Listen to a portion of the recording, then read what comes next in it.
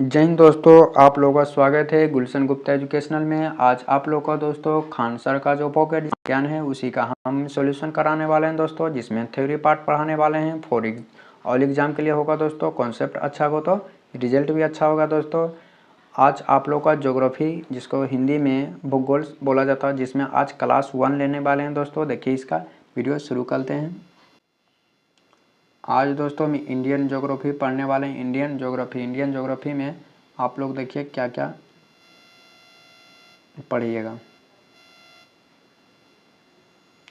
भारत के धरातल में अत्यधिक विविध पाया जाता है। भारत का जो धरातल में होता है ये अत्यधिक विविध पाया जाता है।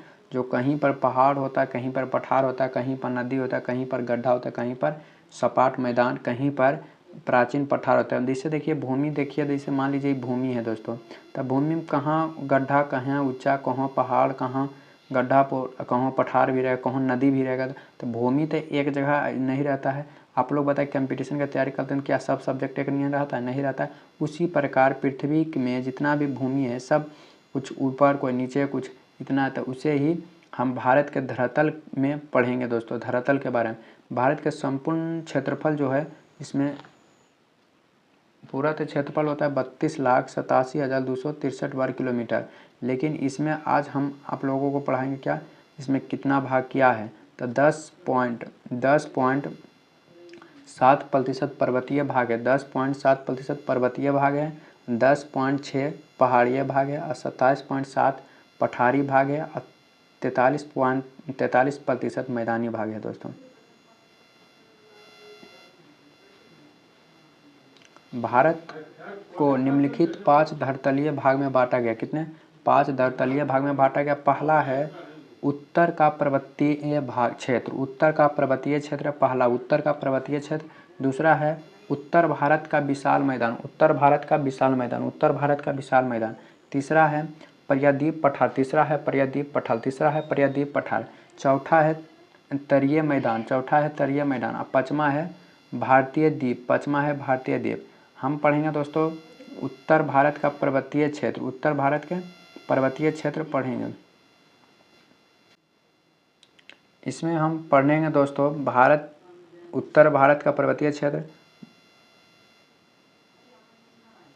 भारत में कई पर्वत श्रेणी हैं, भारत में कई पर्वत श्रेणी हैं, परंतु उत्तर के पर्वतीय श्रेणी का विशेषता अलग है।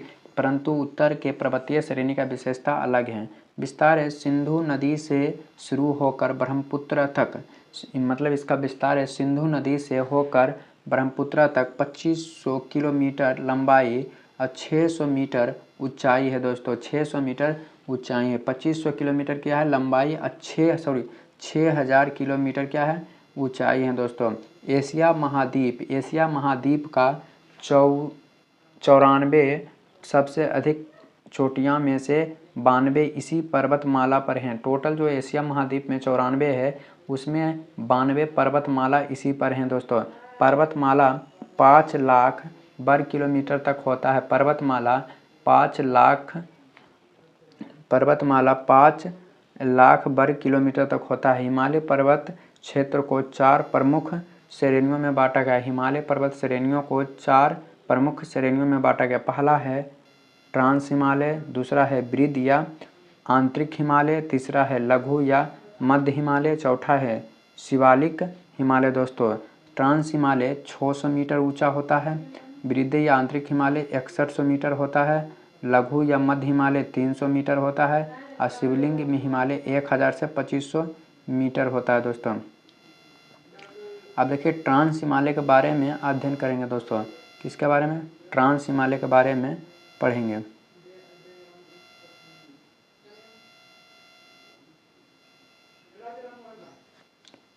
ट्रांस हिमालय के बारे में अध्ययन करते हैं। यह यूरेशिया प्लेट का हिस्सा है दोस्तों। यह किसका हिस्सा है? यूरेशिया प्लेट का हिस्सा है। अधिकांश भाग यह तिब्बत में है दोस्तों। इसका अधिकांश भाग कहाँ है? तिब्बत में है।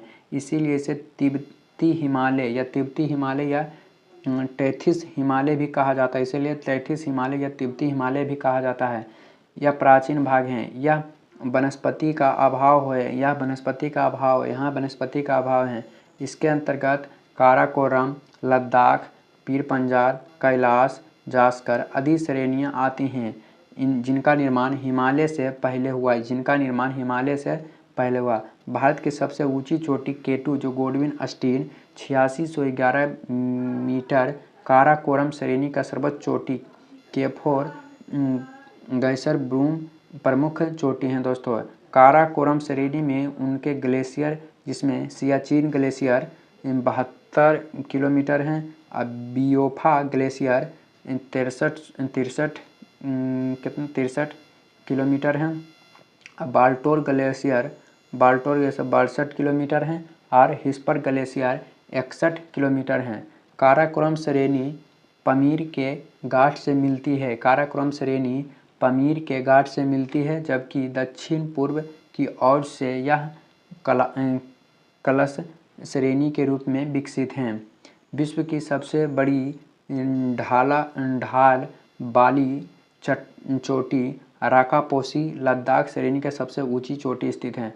विश्व की सबसे बड़ी ढाल वाली चोटी राकापोसी है दोस्तों। कौन है? राकापोसी हैं जो लद्दाख श्रेणी में सबसे ऊंची चोटी स्थित हैं। काराकोरम के दक्षिण में लद्दाख श्रेणी सिंधु नदी और उनकी सहायक नदी सह्योका नदी के मध्य जल विभाजक का कार्य करती है। ट्रांस हिमालय का निर्माण अपसदी चट्टान से हुआ है। दोस्तों। किसका? ट्रांस हिमालय का निर्माण अपसदी चट्टान से हुआ है। यहाँ पर राष्ट्रीय से लेकर कैम्ब्रियन युग का चट्टान पाया जाता है। ट्रांस हिमालय वृद्ध हिमालय से सचर जोन या हिंज लाइन द्वारा अलग होता है। कौन सा? सचर जोन या तो हिंज लाइन द्वारा अलग होता है। अब देखिए दोस्तों, वृद्ध हिमालय या तो आंतरिक हिमालय, इसे महान या सर्वोच्च या हिमंद्री तथा मुख्य हिमालय भी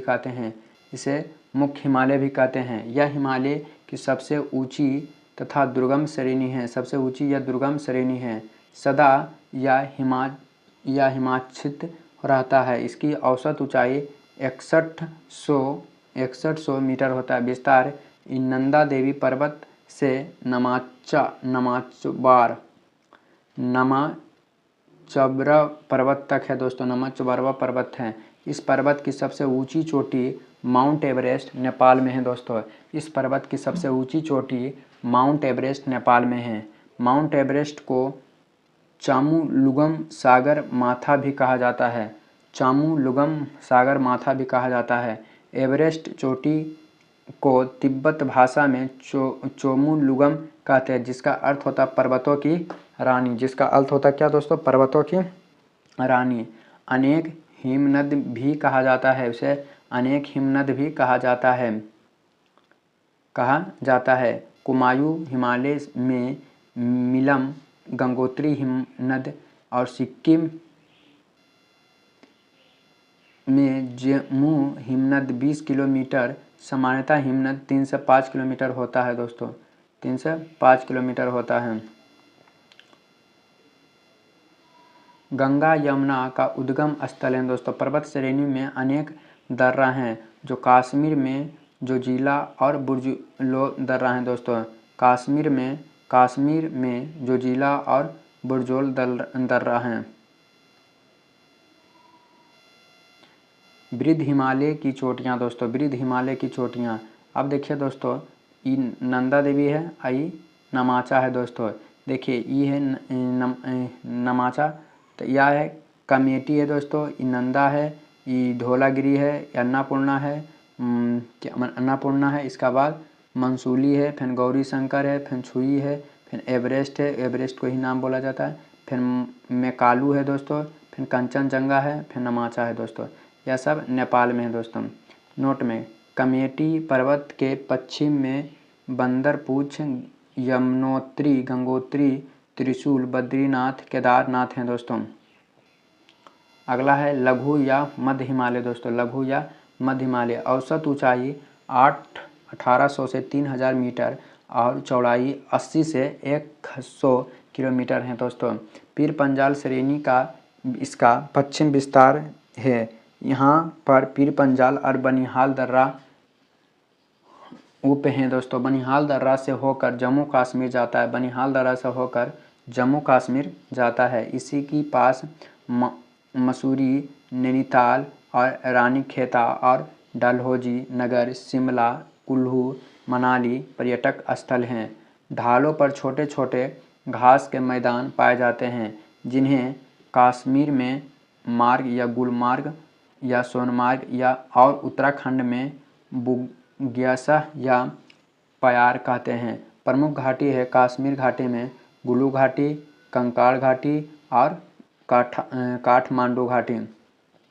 अगला है दोस्तों शिवलिंग हिमालय। शिवलिंग हिमालय इसे उप हिमालय या बाह्य हिमालय या नवीन हिमालय या पद स्थलीय हिमालय भी कहते हैं। या पूर्व में इसकी चौड़ाई 15 किलोमीटर, हिमालय पंजाब में चौड़ाई 50 किलोमीटर तक है। शिवलिंग हिमालय अरुणाचल प्रदेश में डाफला, अबोरा, मिरी, मिसमी पहाड़ी के नाम से भी जाना जाता है। शिवलिंग और मध्य हिमालय के बीच अनेक घाटी पाई जाती है, जिसे पश्चिम में दूर या देहरादून, पूरब में हरिद्वार कहा जाता है। या पश्चिम में सेलुमेन पर्वत और पूरब में आराकम पर्वत से मिल जाती है। शिवलिंग के दक्षिण पूर्व सुदूर भाग अंडमान है दोस्तों। क्या है? अंडमान है। या देखिए ट्रांस हिमालय है, वृद्ध हिमालय है, मध्य हिमालय, शिवलिंग हिमालय। हिमालय का प्रादेशिक विभाजन दोस्तों क्या है? पंजाब हिमालय, कुमाऊँ हिमालय, नेपाल हिमालय और असम हिमालय दोस्तों। सर सिडनी बुराड द्वारा सर्वप्रथम पूरब से पश्चिम और हिमालय को 4 प्रादेशिक भागों में विभाजित किया गया है। यह विभाजन घाटियों के आधार पर मानकर किया जाता है। पहला है पंजाब हिमालय, जिसे कश्मीर हिमालय कहते हैं। विस्तार सिंधु नदी से सतलज नदी के मध्य पर्वतीय भाग हैं। यह लंबाई 56 किलोमीटर है। कश्मीर हिमालय करेवा झिलिया निक्षेपा के लिए प्रसिद्ध है। यह जफरान की खेती होती है। करेबा में चिकनी मिट्टी है दोस्तों, करेबा में चिकनी मिट्टी है। आगे कुमाऊँ हिमालय विस्तार सतलज नदी तथा काली नदी के मध्य पश्चिम भाग हैं दोस्तों। पश्चिम भाग गढ़वाल हिमालय से पूर्व भाग में कुमाऊँ हिमालय तक हैं। पंजाब हिमालय की अपेक्षा अधिक ऊंचा है।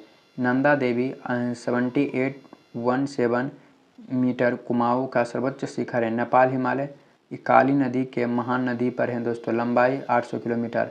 असम हिमालय या तीस्ता नदी से ब्रह्मपुत्र नदी के 750 किलोमीटर हैं। अगला है उत्तर का विशाल मैदान दोस्तों है। यह अगला क्लास में आएगा दोस्तों, क्लास 2। आज वीडियो लंबा नहीं करते हैं दोस्तों। वीडियो अच्छा लगा तो चैनल को सब्सक्राइब, वीडियो को शेयर कर। आप लोग का दिन शुभ हो।